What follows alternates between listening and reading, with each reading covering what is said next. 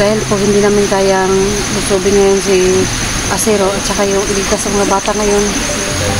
Pagpaumanhin niyo po, pero hindi po namin kailangang idaan lahat sa dahas o sa padalos-dalos para maging safe po tayo lahat, maging safety po yung mga bata. At syempre po kailangan nating pumilos ng tahimik na safe at ligtas pati sa sarili namin at ang mga bata. So kailangan po namin lumabas muna tayo, sorry. Dahil papunta po kami guys sa punta po kami sa balon. Kuhan lang po kami ng tubig balon.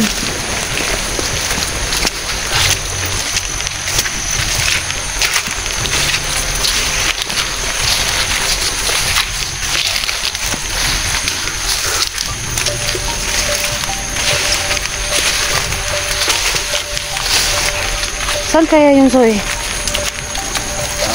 Tubig balon na yun. Tubig balon.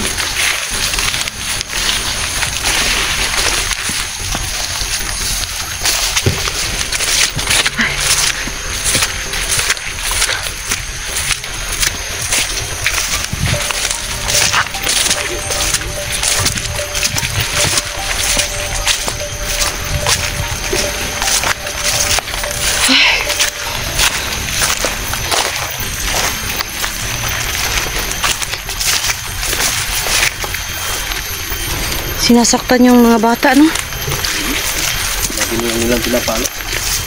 Talaga may araw ng talaga sa atin. Guys. Oh.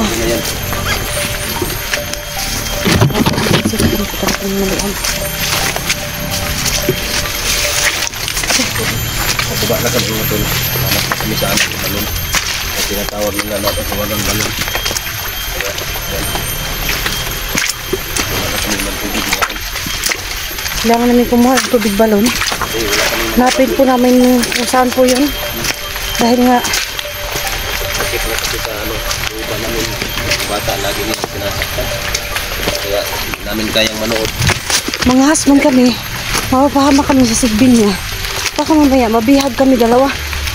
So ang mission po namin ngayon ay titingnan yung anggulo, paano planuhan namin, paano namin gagawin yung aming mission para makuha yung mga bata na.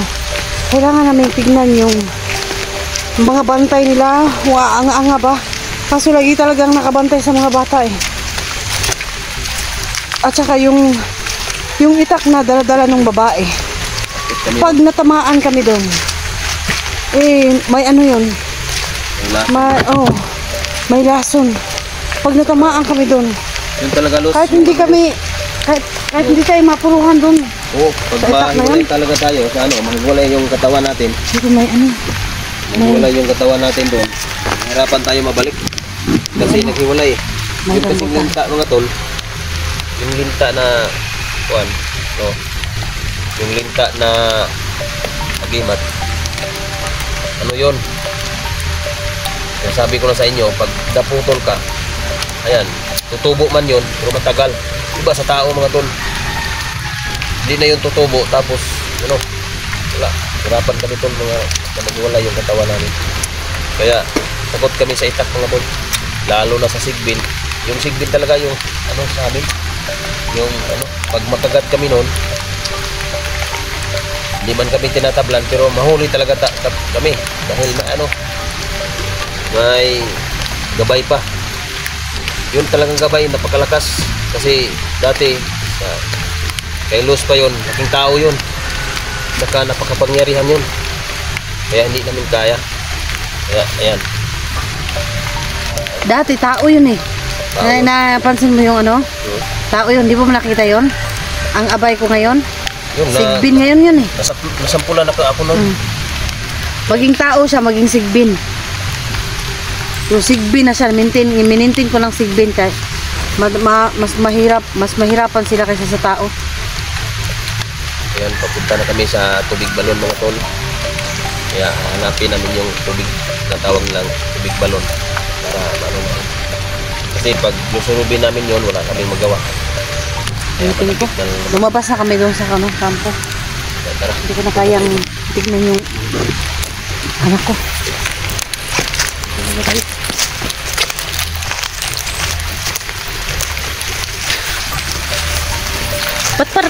Bakit nakakain ako ng durian? May durian. Ay, may rambutan. May, wala naman bunga. Pero bakit nakakain ako ng isa?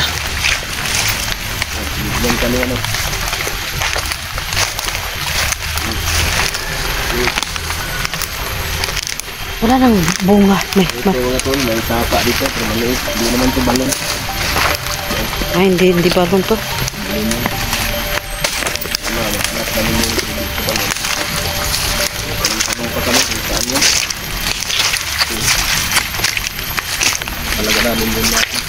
Hindi dito ito. Ay, asan kaya yung banda? Malayo-layo. Malayo pa siguro yun. Hindi yan dito. Ha? Saan kaya tayo pwede magtanong? Tayo kay Atang Martin. Sana, mga kapatid niya yun. May kakilala kasi akong matandang lalaki. Andun sa kabilang ano. Yun. Yung agimat ko nga. Alam niya.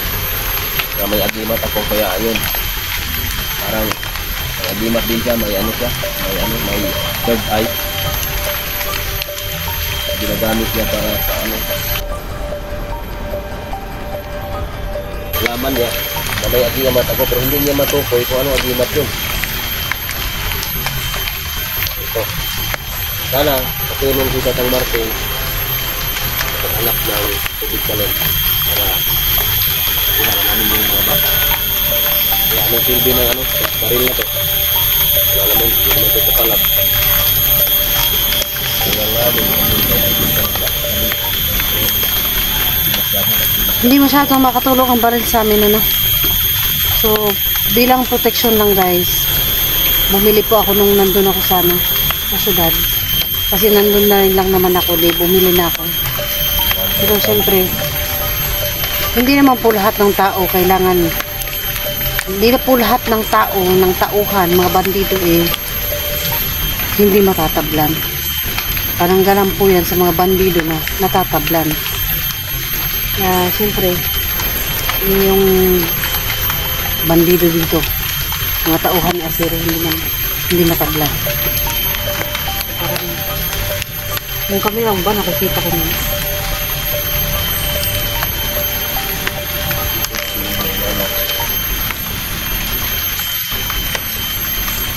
Ano gagawin natin? Anong plano? Kailangan magplano tayo. Ano tayo sa tubig balon? kuha tayo. Dala tayo ng ano, yung maitim na umot. Tapos pag makuha natin yung tubig balon para hindi mawala yung bisa.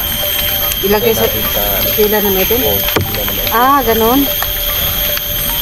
yun talaga ang ano, tradisyon ng mga may kapangyarihan. Bali, ilagay sa tela na itim tapos hindi pigain. Hindi mo na, wag. Dapat talagang ingatan yun. Tapos pag nakuha mo na yun yung ano, dapat magkuha ka nun, ikaw lang. Dapat yung body mo, nandyan lang sa malayo. Para hindi niya malaman. Para ito talaga. Wala tayong kasamang iba Tayo lang. Oo. Pero dito, sa natin, kumukuha ka. Hindi naman, sa malayo ako. Kasi hindi naman yan, ano. Kasi yung tubig balon, pag kinukuha mo, dapat yun, dapat nakaganyan. May naman yung nag-aari yun, sa atin yun. Para lalong mabisa yung ano, yung tubig balon. Marami doon nagpapagamot. Ang alam ko. Yung mga may sakit-sakit sa balat, sa arthritis, may rayuma sila, meron silang mga tumutubo ng mga bukol, hindi sila nakakalakad, yung mga pasmado doon, yung mga na-stroke, marami doon pumupunta, guys. So sana dumating ang panahon na pagka makita namin yung tubig balon na yun, mapuntahan namin, makapagtanong-tanong kami kung saan pupuntahan namin yun, at pag makapunta kami doon, sana wag mangyaring maraming tao, ano. Kung marami mang tao, magbibideo pa rin kami para makita nyo, pero magdadala lang kami ng itim na tela. At saka lagyan siguro natin ng mineral, no? Dala din tayo na para makakabo talaga tayo ng ano. Talaga. ipa natin ng ano. Aling mo kayo. So, marami si Tisoy na alam guys, no? So mas maganda kung kasi marami siyang alam patungkol sa mga agimat. So mas maganda talaga kung talaga, ang una natin gagawin, puntahan natin sa Batangas doon. Tapos, tanungin natin kung ano talaga ang dapat natin gawin sa balon na yun. Kasi pag wala tayong masyadong gabay, masyadong paalala, anong gagawin natin? Baka sino man yung tatangmarsin yun? Ayan dyan, sa kabilang dyan lang yan. Dragubat? Oo. Ano naman, kaya ko yung puntahan dahil ayan, doon din ako galing. Na So, marami kang natutunan sa kanya, marami kang alam. Kung pag yung dati, nung naalala nyo mga tol, dati noon, bandido pa ako. Pagpunto ko sa bandido, doon ako napadpad mga tol. Kaya ako tinulungan ni Tatang Martin, napunta ako doon sa ang pamilya ko. Kaya kay Tatang Martin. Yan na ako niya. Kaya, yun muna ako ng ilang araw doon. Kaya din ako kapatid. Tinuruan ka doon ng kung ano-ano. So, tinuruan siya doon sa Tatang Martin niya ng kung ano-ano guys. So, marami siyang, baka maturuan tayo ng paano natin maapaamong ilit yung sigbil? Sana nga. No? Tanong natin? Baka mapaamo natin yung sigbil. Mabalik sa akin yung sigbil ko. Tsaka yung agimat ko, nakuha ko naman na. Okay na yun. May kunting power lang yung si Asiro. Pero, hindi ko alam kung ano talagang agimat din meron si Asiro eh. Hindi ko alam kung... talaga itong sa ating kaya nga ako nalaman kay Tatang Marcing na may agimat ako. Tatang Marcing kasi nagsabi na may agimat daw ako. Kaya nalaman niya, binigay ni ay Lulos, yung sa akin yung yung agimat. Hindi mo sinabi. Nalaman niya lang na may agimat ka. Hindi ko sinabi. Malupit talaga yung tao na yun. Pero nalaman niya na may agimat ako. Pero hindi na niya nalaman na talaga yung ang agimat ko is yun, yung sa linta pala yun. Linta na tawag sa amin na yung sa bukid na alimatok. Alimatok yun sa Bisaya guys, alimatok. So sa hindi niya Tagalog, nalaman, linta. pero nagsabi siya na may agimat daw na ganyan na agimat, pero hindi niya alam na dito sa akin pala mayroon pala ako noon na ang kasi yung nalaman niya na ang pangkontra daw doon kasi ko nalaman na anong pangontra ng ko agimat, nalaman ko sa kanya. Tapos sinabi niya na ang agimat na yon makapangyarihan dahil pag binabaril ka, hindi ka binatablan ka, pero mamamatay ka nga. Pero pag umuulan, ayan, nabubuhay na naman. Pero ang pangontra ito, sinasabi niya na ang pangontra kasi yung maasim, yung maalat, at yung sabon. Yung sabon talaga. Totoo naman. Kasi baka mamaya mapanood ni Siro, tapos sabuyan ka sabon. Yun lang. Ingat tayo mga tolo. Sana umabot sa kanya. Pero nagtaka rin ako mga tol dahil hindi alam ni Tatang Marcing na itong agimat ko binigay nila dati. Kahit kami nga, hindi nga namin alam kung anong talagang tanggap lang kami ng tanggap ng agimat ito. Hindi naman alam anong ito sa aming katawan. Salaman namin, kaya yun, nadakit ako kahapon kung nakarang araw mga tol. Ayan. So hindi po madali no guys talaga, no? Hindi madali na magkaroon ng agimat tapos hindi mo alam paano gawin.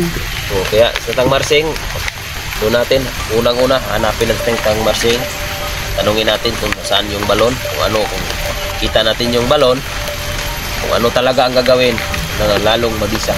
Yan mga tol. Yan. Sana nakatulong yun. So guys, abangan nyo po yung panibagong video na i-upload namin, no? Kailangan po namin, dahil kailangan po namin lumabas ngayon dito. Iwan po muna namin yung kampo ni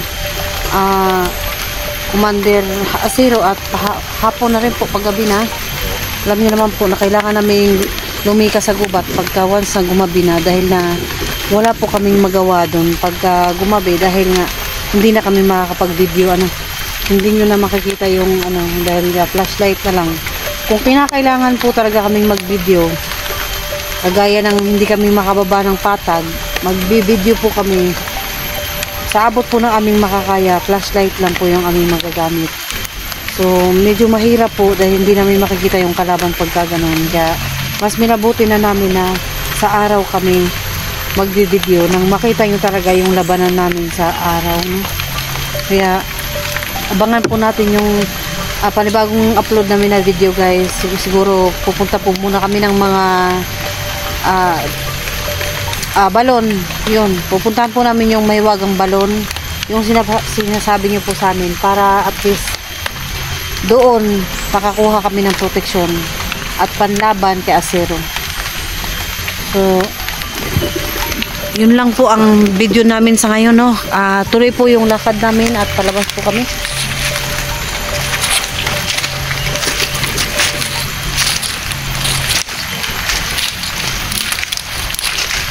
Sakit na pa. Mahirap kasi pagka ganito maulan. Maulan na kahaponan at maputik po. Masyadong napita-pita.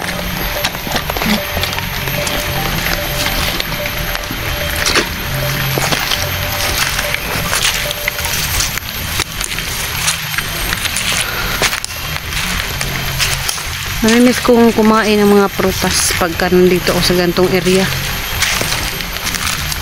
Namimiss ko yung lansones.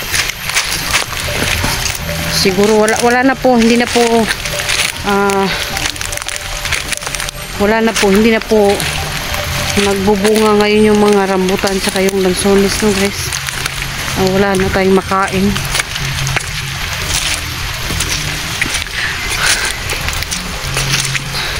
Sana po may awa ang Diyos na makuha ko po yung anak ko nang wala pong mangyari sa amin. Pero pag-pray nyo po kami guys na yung anak ko po, alam ko po hindi talaga yung sasaktan ni Asero dahil ang kailangan ni Asero ay ako. Kailangan kong lumitaw at pag pinatay niya yung anak ko, alam niyang wala siyang mapapala sa akin. So, kailangan niyang hindi patayin yung mga bata at kailangan niya akong lumutang. Yun lang po yung kailangan niya sa akin na lumutang ako. Para makuha niya ulit yung kailangan niya sa akin, yung agimat na kinuha ko, yung bakit ako nabuhay. Yun. Yun po yung, tsaka yung si Kulas, hinakaw yung cellphone niya. Sila Dante at tsaka si Dax, no. May makasalanan sa kanila. Kaya yun.